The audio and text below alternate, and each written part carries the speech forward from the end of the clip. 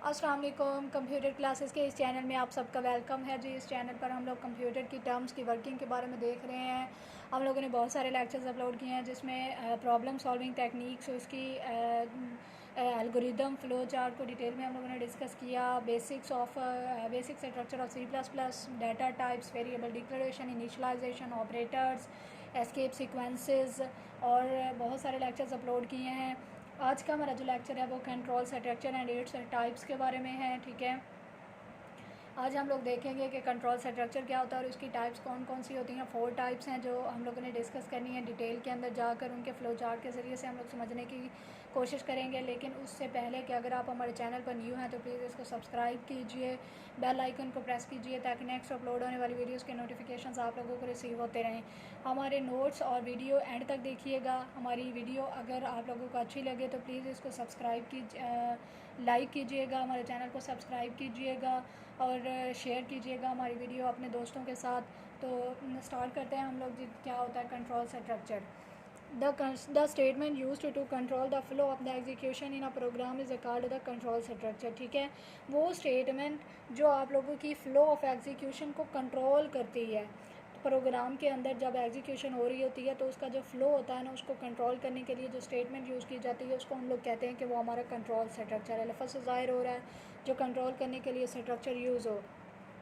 The instruction in a program can be organised in 3 kinds of the control structure. ठीक है, mostly जो होती हैं यूज़ होने वाली वो 3 काइंड्स होती हैं, लेकिन ज़्यादा जो 4 वैसे इसकी टाइप्स होती हैं जिसमें एक फंक्शन कॉल भी आ जाता है, लेकिन वो मोस्टली जो होता है वो सिलेबस के अंदर नहीं होता है, लेकिन वो इसकी 4 काइंड्स हैं to control the execution flow. ठीक है, इसकी 4 काइंड्स होती हैं, वैसे 3 डिस्कस की जाती हैं।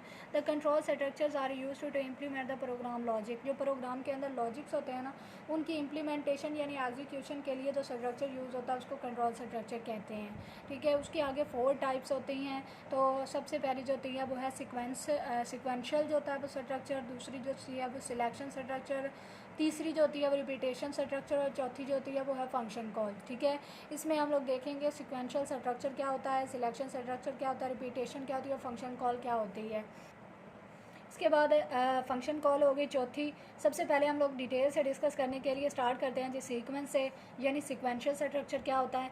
इन a sequential structure the statements are executed in a same order in which they are specified in a program. ठीक है, प्रोग्राम के अंदर स्टेटमेंट्स को जिस ऑर्डर के अंदर दिया जाता है ना, ये उसी ऑर्डर के अंदर जो एग्जीक्यूट होती हैं, तो इसको सीक्वेंशियल स्ट्रक्चर कहा जाता है, सीक्वेंस के साथ। ठीक है, उसके बाद the control flows from one statement to another in a logical sequence. ठीक है, ये जो कंट्रोल होते हैं ना, ये एक स्टेटमेंट से दूसरे स्टेटमेंट की तरफ एक लॉजिकल सीक्वेंस के साथ ही काम कर रहे होते हैं, यानी पहले एक स्टेटमेंट को एग्जीक्यूट करने के बाद वो दूसरी स्टेटमेंट की तरफ जाती है।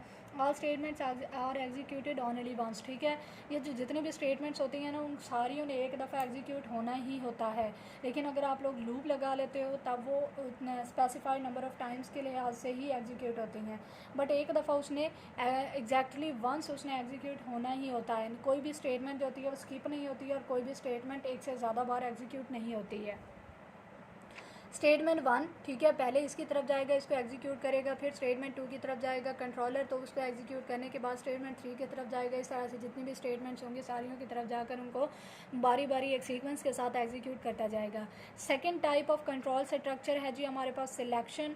Selection structure selects a statement और a set of statements to execute on a basis of the condition. ठीक है, वो कह रहा है कि ये एक ऐसा कंट्रोल स्ट्रक्चर होता है जो कंडीशन की बेस पर हमारे स्टेटमेंट या सेट ऑफ स्टेटमेंट्स को ही सिलेक्ट करता है और फिर उनकी एग्जीक्यूशन का काम करता है।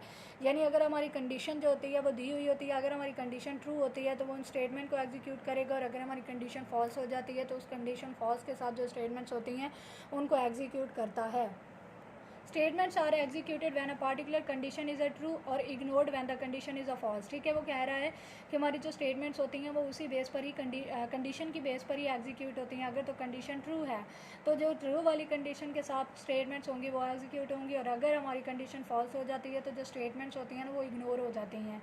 जो ट्रू वाली थी वो इग्नोर हो जाती हैं, लेकिन जो कंडीशन फॉल्स वाली थी वो एग्जीक्यूट होना स्टार्ट हो जाती हैं।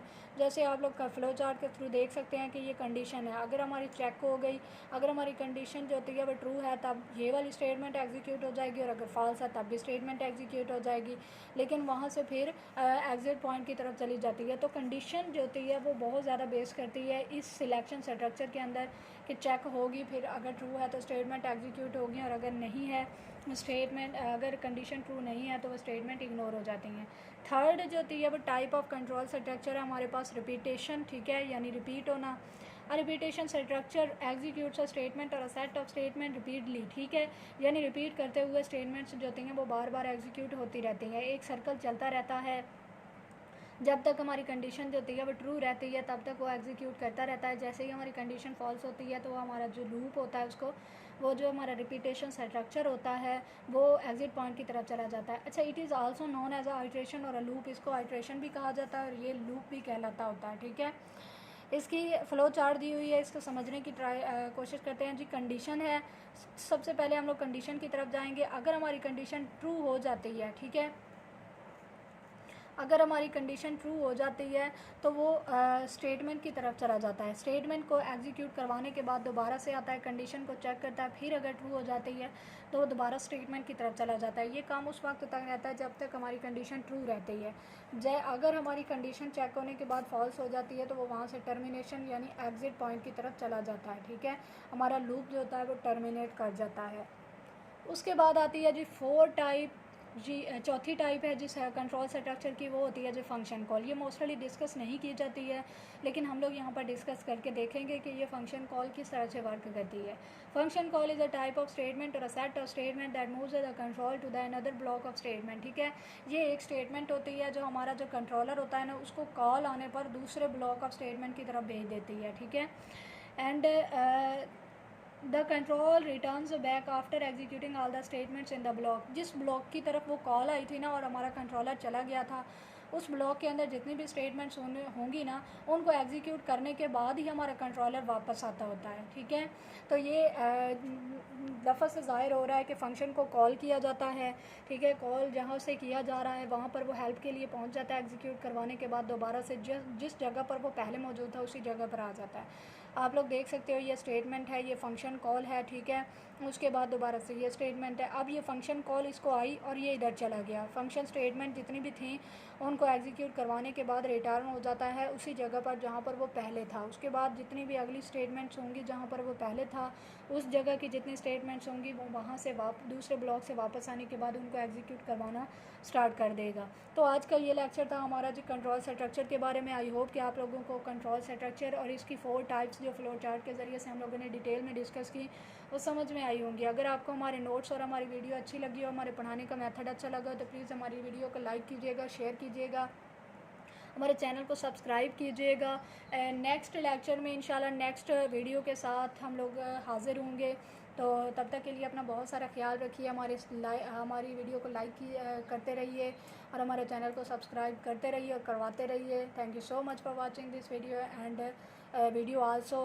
तब तक के लिए अल्लाह हाफिज़।